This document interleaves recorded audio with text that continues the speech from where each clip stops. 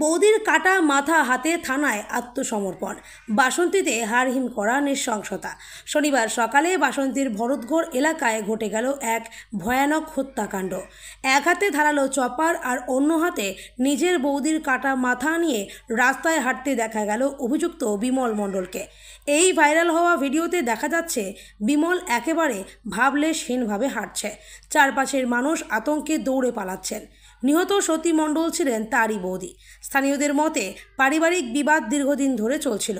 শনিবার সকালে সেই বিবাদের চূড়ান্ত পরিণতি ঘটে মাঠে।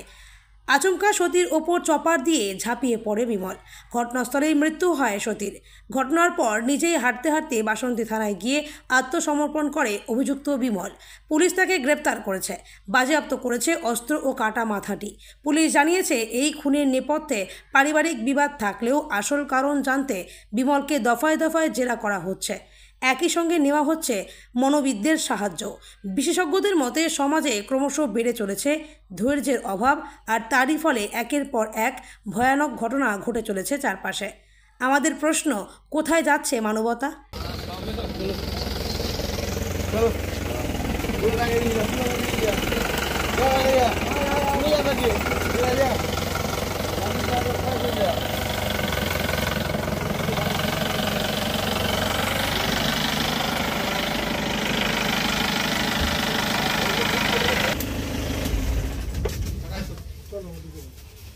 সাধারণ খারাপ কাগজ দিয়ে এটা নিতে হবে, এটা তো গাড়ি থাকবে না, এটা তো ভিতরে নিতে হবে।